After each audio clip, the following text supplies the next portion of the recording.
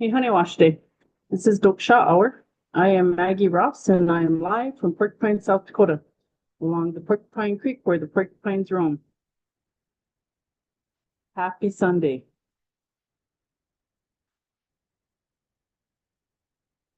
Today is March 16th, which is pretty amazing. Mostly because my mind is still probably back around October or maybe even September. I don't know. This year has really gone by fast. I've been kind of reflecting and thinking about how life moves and where I am today. And so I've been kind of doing that and pretty amazed at where I am and how I've come to be here. I apologize for being a little bit late. Um I don't know. I don't like I look at the clock and it says 8:45 or 8:47. And then next thing I know, it says 9:05. So anyways, and then I had a little bit difficulty logging into YouTube and Zoom and anyways, such is life. I am using my rainbow cup, figuring all the ways I could be about resistance. So you see the kafia and looking at all of the crazy things that are going on. I haven't had much time to watch any tribal council actions taking place at any of the tribal council meetings. I've been so busy just trying to get through my day to day. And so the most that because it's more prevalent, the information is national news, world news. That stuff, it's like you don't have to go very far to find it. And so I kind of feel a little down on myself over that because we need to be talking about some of the things and how do we grow? How do we um rise up? Like we have to all do it together. Like it can't just be 5 people over here, 5 people over there, like that. And so I've been thinking about all of this, like how do we rise up together when we're all mad at each other? And that is really an impossible task. And how I think about things is I'm always in this place of looking at what's happening to the Palestinian people and how Israel just has the masses of the world supporting them. Social media, everything is just like geared, like they have this what they call ADL, Anti-Defamation League, and they set the criteria for all conversations around anti-Semitism. And they broaden their term or how they define anti-Semitism. And so now it's like you can't say anything ill of Israel. You can't say from the river to the sea, Palestine will be free because that's ethnic cleansing of the Israeli people. But Israel also, instead of being, they're a nation state. So instead of being like um the whatever of the Israeli people, they make it about the Jewish people. And then they claim Judaism as a ethnicity versus a religion. And so then, which allows them to claim their Jewish identity as an ethnicity versus as a religious belief, because many of the people within the Israeli government are not practicing, they're atheists. They don't practice Judaism. And so it's a bunch of white supremacy things going on with how they look at what they're doing to the Palestinians in their justification. So they'll say things like Hamas is a terror organization, but then they don't really like, well, how do we get terror organizations? Well, the United States created a list back in the after September 11th. Well, there was a little bit of something going on before then too, because their focus was Iran, trying to so Iran then gets the rap about their funding all of these militant organizations. But then there's this failure to even acknowledge and recognize that the United States is doing the same darn thing. So if you can remember the Syrian the war back when Obama was president, it was like both those sides were fully funded by the United States government fighting each other. So the United States creates these proxy wars. And so then they militarize everything and make, so we're funding everything because we want this region to be destabilized. And so if we like they could be on the path, they could be on the path to be in a better place. They could be on a path to fulfilling what they want in their life with their people, their governance, their structure, their economics, their everything. They could be on that path. But if that path doesn't align with the United States government, well, now we're going to again go and fund some proxy war over here. And so we're just funding all of it. So when we look out our windows and we look at our hardships that we're having and how there's no money to help the people, like Donald Trump's House of Representatives, all those GOP, they just passed a budget, and it was a CR resolution for a continuing resolution for the budget to avoid a shutdown. And it's like a $7 trillion or $9 trillion or something like that of a deficit. So they have these massive cuts that are going to come to the American people for services. And so they're taking out Medicaid, or they're going to be restricting Medicaid. They took out school lunch. They're defunding education. They're doing all of these different things that here we are as people, like we pay taxes. We're the ones that pay the taxes. It is not those billionaires that are like Elon Musk that are funding our current president. So we have that happening. And so when we think about like, well, what do we do or how do we react to that? And why I'm talking about it is because if we could take this whole scenario that's happening and bring it back, reel it back in to us as a people and what's happening here and all of the craziness and madness that the federal government is doing to us, like they're funding both sides of the opposition. They're creating us to fight.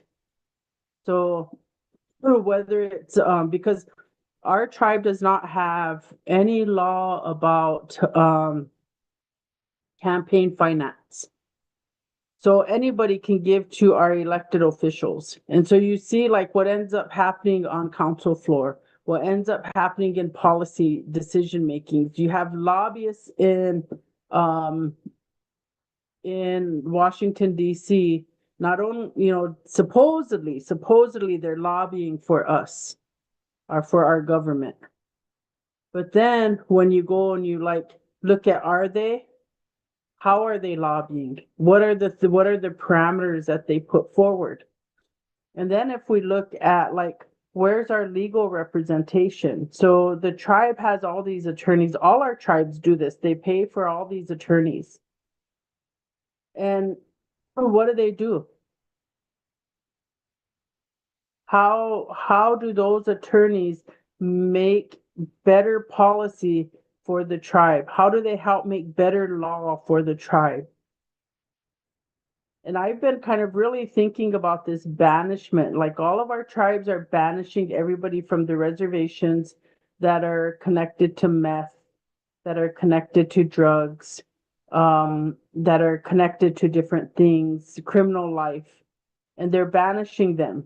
And where do they go? They're moving up to Rapid City, but down here we're saying, well, we don't care. They're just gone. They can't come back here. So they moved to Rapid City and then they joined the urban Indians in Rapid City. And so when the Oglala Sioux tribe can stand up and say all of the Indian people in Rapid City, 68% of them are Oglalas. We don't get any kind of breakdown of banished people, how many of those people are banished from the tribe that are living up there. We don't get any of that. How many of those people are homeless? How many of our people are homeless? And so our tribe is taking this banishment, banishing people, saying you can't be here on the reservation.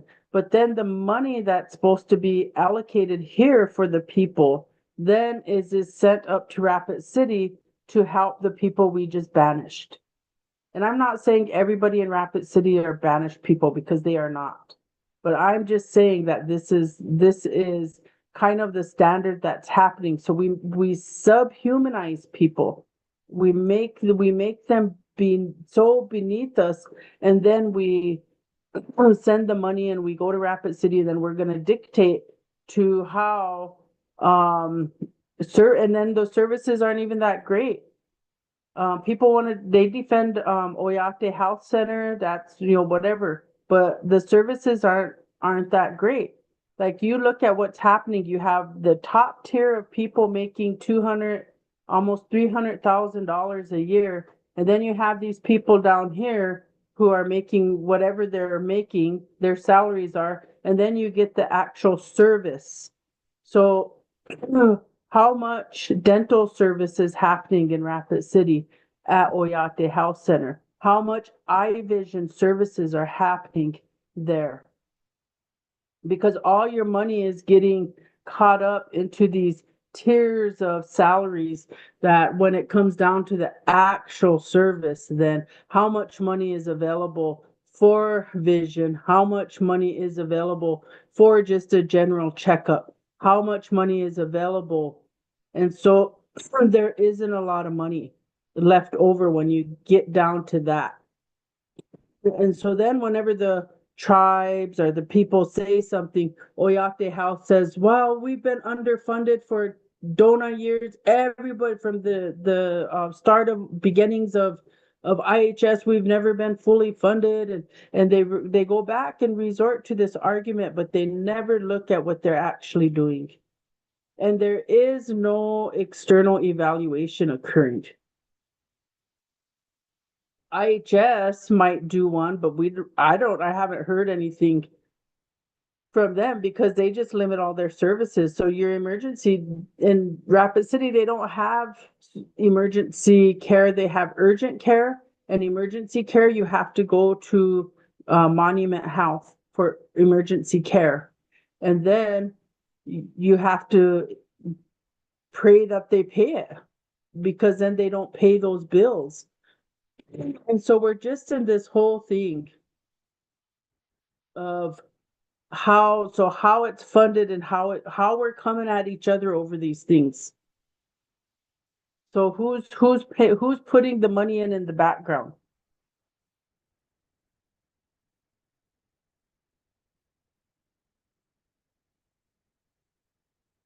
And so those are conversations that we should be having, or we should be thinking about, like who is dividing us, who's making us feel scared, who's making us feel uncomfortable, where's all of this coming from?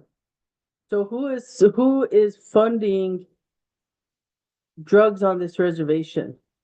And this is like really deep stuff if you go and you start looking. So they talk about, Christy Nome talks about the cartel, right? And who's funding the cartel? The United States government. The United States government is who's giving them their guns and all of that stuff.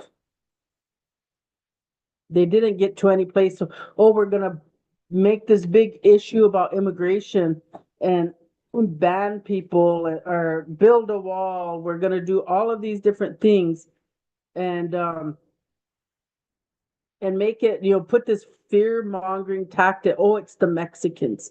Oh, it's that Mexican cartel. But then if you go and you listen to the president of my granddaughter is trying to cut in. You want to say good morning to them? Huh? You want to say good morning to the Toksa Hour audience? Say good morning then. Say good morning. Good morning.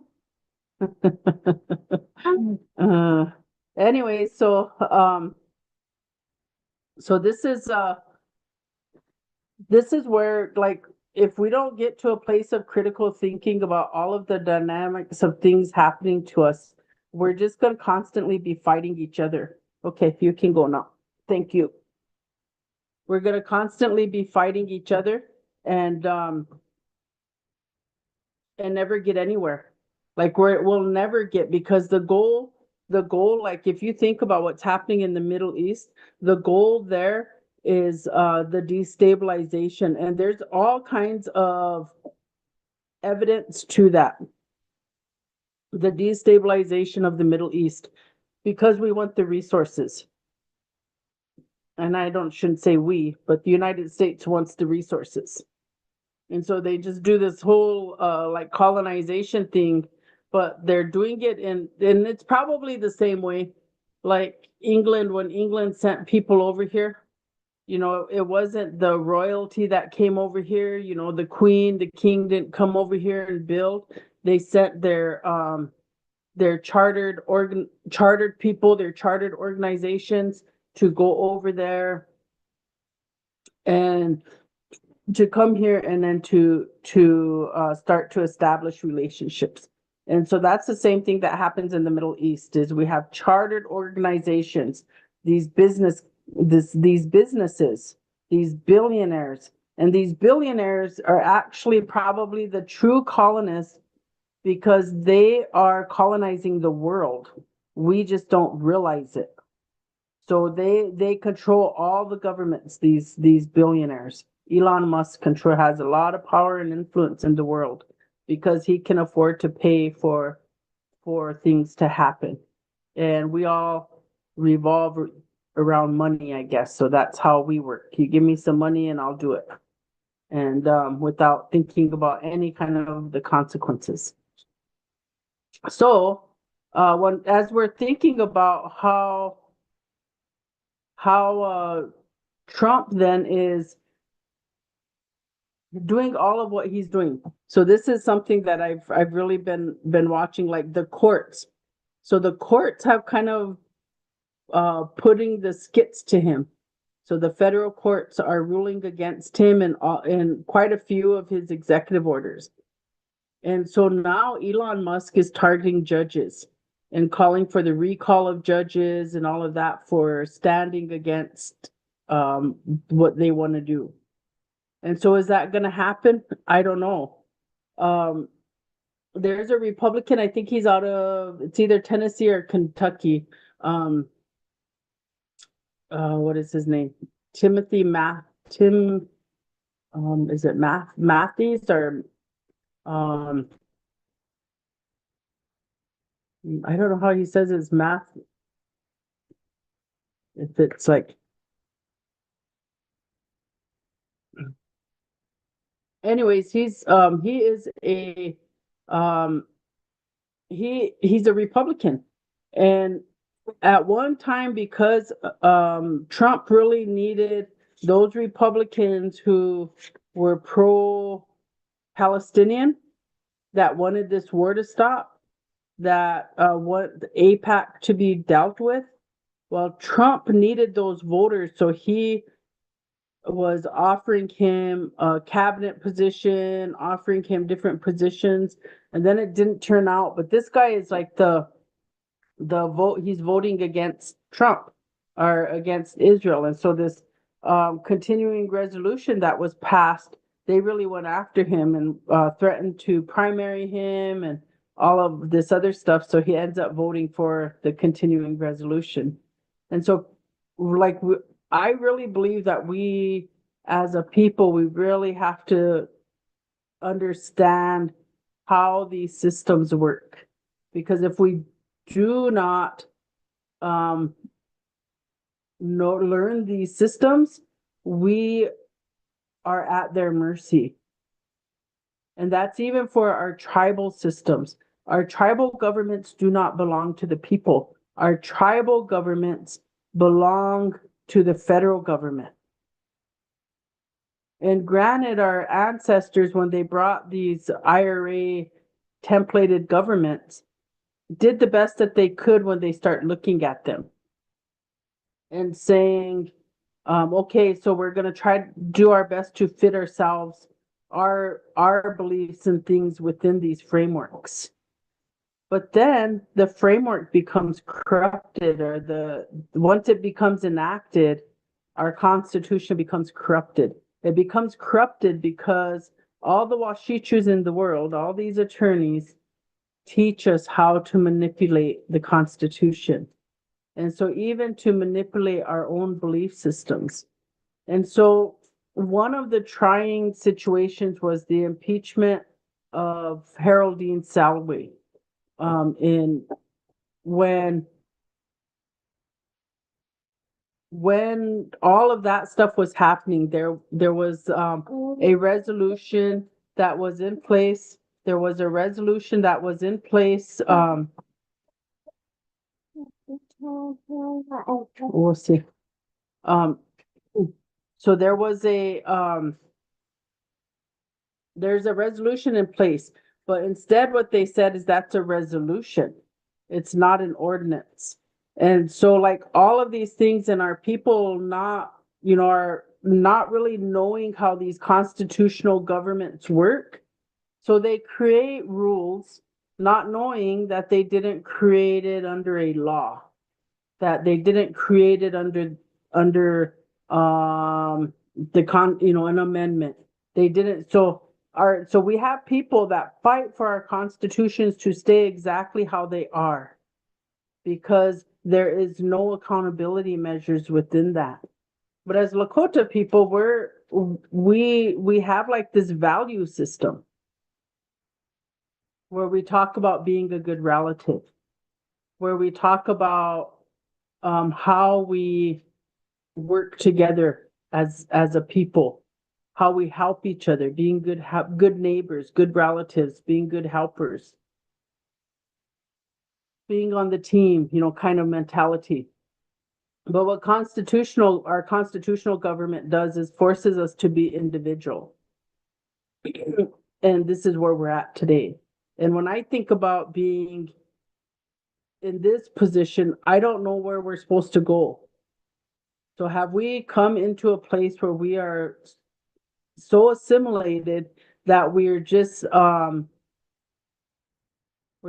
to go ahead and become individuals? Or do we, it's just in the place of like, how do we work? How do we go forward? Are we family based? Does the Tioshpe and the Tiwahe still have a place? Because if they do, then we need to be working to empower our Tioshpes and empower our Tiwahe. But if they don't, then we need to be honest about that and start figuring out, well, how do we move forward as individuals? How do we take care of ourselves? Because in the Washichu world, that's what they do. And that's how this United States government is based off of capitalism and individualism. So that's where they get the pull your boots up by the bootstraps, or like if you want it, you have to go out and get it. It's a what is it, man world, or dog eat dog world, or I don't know, can't even remember all those things, but that's the mentality, is that we are here to take. And as capitalists and individualists, because self is the only thing that matters, then like how we talk about Unchi Maka, like how we talk about being related to everything, not just human life, but to everything that no longer exists. And so it's okay then for us to be destroyers because it's what we need. It's best that I do that, and it doesn't matter what I've done to the earth, and it doesn't matter if this earth is going to be here in 10 years, because I may not be here in 10 years, and I just need to make it the best possible, um, easiest world for myself to live in. And so those are some really deep conversations, and I have them with myself, I have them with other people around me, talking about these things, like what do we do and how do we change it, and where do we go? And so one of the things, like for myself, I don't feel like I'm connected anymore. Like I don't feel like I belong here anymore. And I felt like this for a few years. And so I don't know how to correct it. I don't know if when you feel like you no longer belong, do you go? Because our ancestors would go. My ancestors moved. And so like, is that what has to happen? But then even no matter where you move, it isn't like the land of our ancestors anymore, where you can go and live along the creek and have a good life. Like there just isn't that anymore. It's like no matter where you move. So from here, moving to where, like Rapid City, that's hard. Moving to where? Because everywhere is hard. And everywhere probably makes people feel they don't belong. And so when we're thinking about these things, how do we improve the world? How do we improve reservation life? How do we do that? Well, I think the first thing is we have to start getting to a place where we're good to each other, that we're relatives, and treat each other like that. I also think that leadership has to look at their active role in what is happening and how they're pursuing the genocide of our own people. And those are hard. Those are tough words, right? Like to tell our tribal governments that you are just continuing the practice of genocide if you are not actively resisting, if you are not creating rules to protect the people and to protect our land and to protect all our relatives, not just in human form. Like if you're not at that place as a government, then you're just active. You're exploiters. Did you notice in Rapid City, like on I think Highway 44 when you're going in Rapid Valley, they built this big wall and then there's this like machine. I think that's an oil rig machine. And so do we know? Like who is anybody actively investigating that or trying to figure out what it is they're doing there? Are they extracting? Are they fracking? What are they doing there? Do we know? Because if you remember, the land east of, or the land from the East Bank going west belonged to the Great Sioux Nation. So do we know? And how are we coming together? Like I think maybe that's just colonization, oppressive thinking too. Like when you look at the Ocheti Shakoi, Like, do we go back to empowering that? Because what it does is they made us individuals as tribes, right? So now we think we're a nation. The Oglala Sioux tribe is just a band of a nation.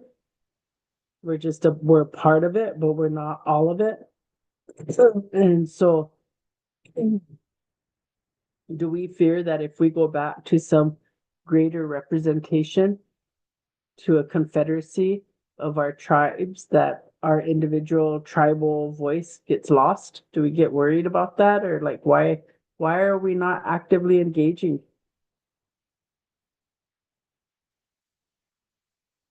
And we have like tribal historians and treaty people and medicine people that all actively go out and advocate for these changes. Or they don't, not for these changes, they actively go out and exploit us, is basically what they do. They romanticize us and say we are this people when we're sitting here living this life and living this experience, but they're out there telling everybody you know we're we're something of the past. That historical romanticization of like how everything existed in harmony or whatever. That's what our people do. And then they exploit the people that fall within them. And so instead of like, this is my family here, right here, this is my family, and okay, all these other families are going to join and we're going to make a greater Tioshpaye. And within that, we will have, these agreements or practices, value system like that. But instead, it's an exploited system that occurs through nonprofit. And so now they all need to have the most amount of money. Now they need to have all of these different things because they're going to provide a service, but then they'll at the same time say that's the government. The government is supposed to do that. And because they fail to do it, we're going to do it. So it's all wojapi. Like, it's a very confusing process. And then we watch certain, and I don't know, I guess I wonder where we're at with it, because we have such high poverty on reservations, and we have such addiction problems, and we have such everything problems, that we don't see any of these things helping people who are struggling. But those top tier Tioshpais, those top tier altars, those top tier whatever, they take in all the resources for themselves and then justify it. Because not many of them, I don't know of any of them, like I know of just regular Ixche Wichasha, that like Lloyd Big Crow, that started feeding people in Rapid City, the homeless, like Natalie Stites Means, Jean Roach in Rapid City, just organizing as regular common people to feed and help each other. And then on the reservations, we have all the exploitation of goods. And then the judgment of others. I don't know. It's really an interesting thing. And nobody really talks about it, because if you talk about it, then you become a target of it. I mean, they even talk about in that conversation of, like Wope, when she came, and when she came back as the reincarnated Desawi, and that Chanupa, and what that's supposed to be, what that represents. But it doesn't mean that we are not any different than any other human being on earth that has exploited religion for our own purpose and used it to manipulate and control the masses of minds.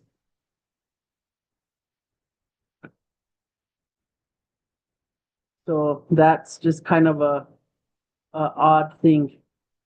I just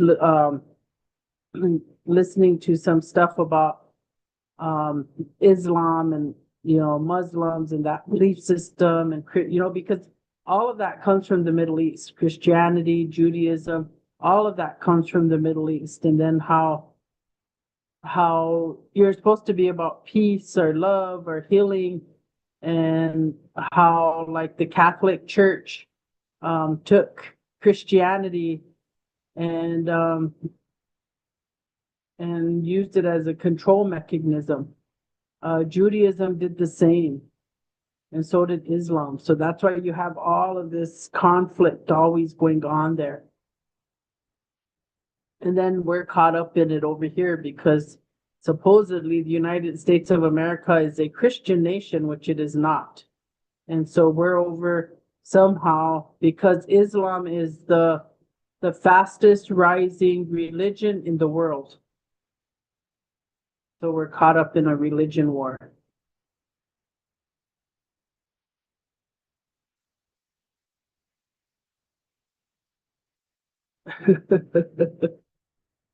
Yeah. Hioshpae Chiwahe, I agree with you. Talk to text does no more. She talked to text, well, not even talk to text, just even typing. Somehow AI knows what I'm trying to say, even though that's not even what I was trying to say. And then it's really interesting too, like my phone, it's learned me, it's learned who I am. And so when I'm typing, like it types in, puts in Lakota words for me and things like that, like how I talk, my phone kind of does that too. And sometimes it'll get really crazy and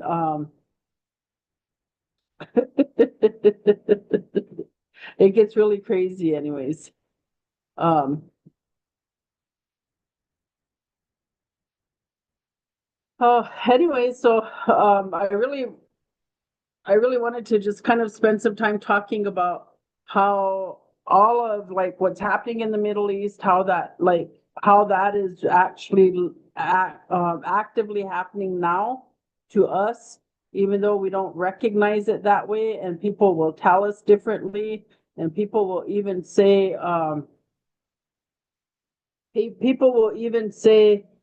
that's not us, that's not our problem. Palestine is not our problem. Um, but yet it is because we're exploiting. It's our taxpayer dollars exploiting them. And what is happening to them is happening to us on the reservation. So these are two microcosm things happening. So Gaza is probably no bigger than, what did they say? I can't remember. It's like Gaza Strip is not very big. I can't remember what they compare it to, but it's not a very big place. So the population density is huge there, though. I don't think the Gaza Strip is even as big as the Pine Ridge Indian Reservation. I think it's much smaller than that. And so you have like 2.3 million people that are living on the Gaza Strip. And so the population density is very high there. And so then when we look at that and we look at ourselves and like where this funding and how do we resist? Like not everybody's into like massive protesting. And here in South Dakota, it's like one of the harder things to do because we're so spread out. Like we're not together close enough to make a big difference in protesting. And so the simple things that we can do is not spend our money. If you can hold on to it, hold on to it. If if you get EBT, I'll tell you what you should do. Don't if you can avoid buying name brand, don't buy it. Because all of that, those name brands in the food industry are all tied to support for Israel. And support for the colonization and the genocide of us. So maybe invest your, if you have to buy something, go look for the True Value or the Value brand, because those companies are not affiliated. Don't drink Pepsi, don't drink Coke. I I do my best. I buy Shasta if I'm gonna drink a Coke or drink a Pepsi, I'll buy Shasta. My mom even started buying Shasta now too. So I drink Shasta. I do a lot of that. If I can buy RC Cola, I'll buy RC Cola. Like even like if you do Best Choice, things like that, or just cut pop out of your life altogether. But some people they want to drink a ice cold drink or pop, and so do that. So all of what that starts to do is help you control what you're doing, and it puts you in a power position, because the expectation is, and if you go back to watching, what happened at the Super Bowl. I didn't watch the Super Bowl, but the halftime performance of, what's his name, Kendrick Lamar, and he telling you to turn the TV off, because in the TV there's a lot of propaganda. So advertisements are used to propagandize you and to put things in your mind and make you think that you need something. And then, RFK Jr. got confirmed as the um, Health and Human Services, and he's already coming out strong against food dye, against the FDA, against some of the things, because a lot of our health is about what we put into our bodies. And I was telling this, I don't know what Toksa Hour show it was, but I was telling this about how food companies hire chemists. And these chemists use all these different mathematical formulas on how to put what to put into the food to get you addicted to it. How much sugar, how much salt, how much of these things. And then you like it. And so they study that, what the effects to your brain, and then that's what they're going to do. And so if you just turn that stuff off and just empower yourself, and then once you start doing that and you start talking to your kids about it, it was hard to break my grandkids and my significant other and my mom, The rest of my family still is going there, I think, but to break from McDonald's, that was hard. But they won't go there, they won't eat there now. And they know why. My granddaughters know why, my son knows why, Jimmy knows why, my mom knows why. We do not eat at McDonald's.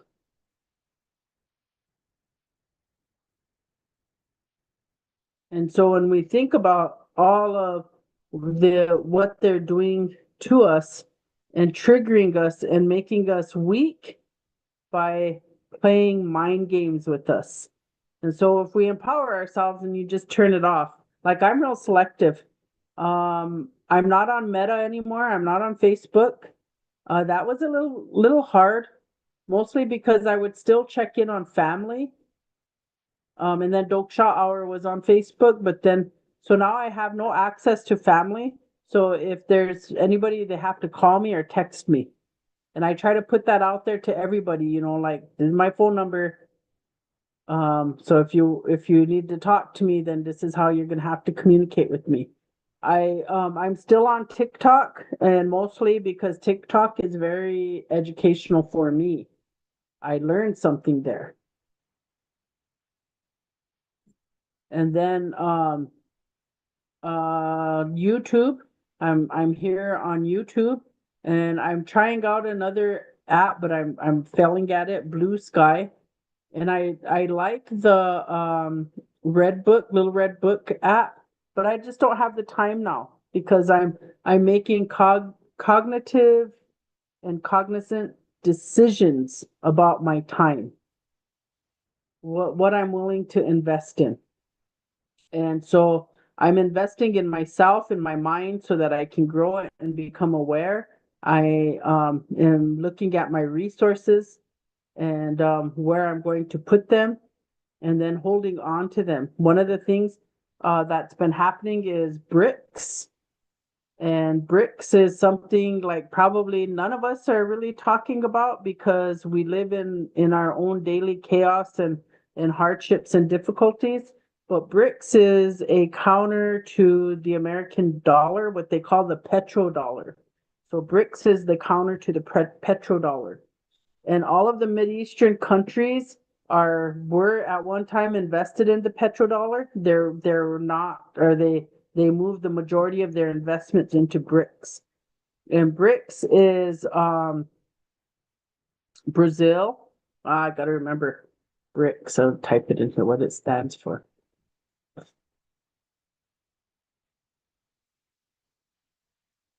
Okay, Brazil, Russia, India, China, and South Africa. And so you see a lot of these what they call southern countries coming together and they're creating their own. And so you know how the United States is sanctioning Russia, they're sanctioning all their wealthy, taking out, freezing their assets. Well, BRICS is the counter to that. And so these guys are now talking about sanctioning the United States and Israel. They're now starting to talk about withholding. So everything is going with China now. And so Trump is doing these trade tariffs and he's just creating a hardship for us. So we're all going to start feeling it. And they talk about people need to be investing in silver. So people should be taking their money and investing it in silver. And then they're even saying you should take your money and bury it because there's going to be these banks are going to start failing and then they're already doing the run on the banks. One of my friends is they're trying to pull their retirement and they keep hanging up on them. But there's already a mass amount of people that are trying to pull their retirement out. And so there's this run on the banks that's starting to happen. And so when all of this happens, we're going to go into a recession and a depression. And so that time is going to be more difficult.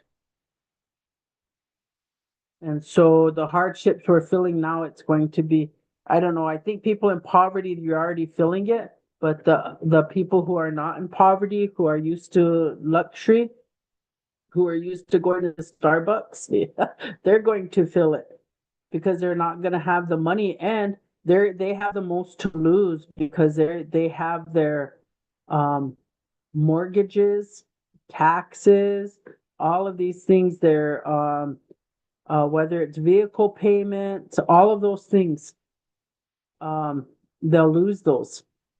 They'll have to get rid of them or whatever. And so they'll feel the biggest. People in poverty, you're already poor, you're already scrounging, you're already trying to figure it out. So it's not as hard on them. But it's going to be that what's left of the middle class will probably collapse. And some people predict like within this year, like this is going to happen in this year. And so that's something that they talk about is where is your retirement and then what are you investing in? And how do you plan on doing these things? And so are we in any good place? Probably not. So anyways, it's a lot to think about, but we should start thinking about it and we should start talking about it and we should have these conversations at our kitchen tables. That's where I'm sitting, Kate. Toksa Hour is at my kitchen table. But yeah, we should figure it out and start having conversations and start trying to figure out what our solutions are. I keep talking about like attorneys, where are attorneys? Like we should be creating things that are gonna protect us. Our tribal council should be creating something that's gonna protect us. But how are we gonna do that? Because we have no international trading system. We don't have rules that are going to allow us to do that. And we should have them. We should be able to go here and there. But anyways, so sorry about the doom and gloom if that's where this is ending up. I have a couple people that I'm trying to get to come on, I think, to kind of carry this conversation about um legalese. And so hopefully I'll be announcing that pretty soon. And I'm gonna try to do a little bit more better about the channel itself here and communicating and doing the ads and stuff here. Um, I'm still trying to figure out more about like how Toksa Hour works. I mean, not Toksa Hour, YouTube works for Toksa Hour. So like we have chat over here, and I want to thank Tioshpae Tiwahe for chatting in, and Carolina Wakale Lechala for chatting in. And I hope you two are having a good morning with your coffee. Your wakalapi is strong and making things good for you. Quality of video is low at times. Yeah, I don't know what that is. Like I think Golden West is just really making, I don't want to do, I refuse that Starlink stuff. That's like my option. Everyone says it, the quality is great, but that's Elon Musk, and I refuse to give him any money.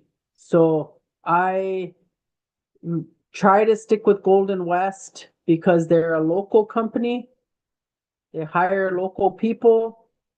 So I'm trying to do that, and I'm also trying to advocate with the tribal council that they need to lift that ban and let them lay down the fiber optics over here, because our internet on the center and eastern side of the reservation is getting worse because there's more of us consuming there's more of us consuming it, and there's the bandwidth, all of that stuff. It's just pitiful. So probably the kafia. I might have to figure another way out of that. But anyways, you guys have a good rest of your day. It's Sunday. Enjoy your day with your family. Enjoy your week. And I'm working on a couple people to come on. I'd like to get back to doing some panels and having those discussions. I gotta get back to Tony Handboy and Joe Brings Plenty about doing the forum on the youth and ICWA home what is it, foster homes. Try to get that done. So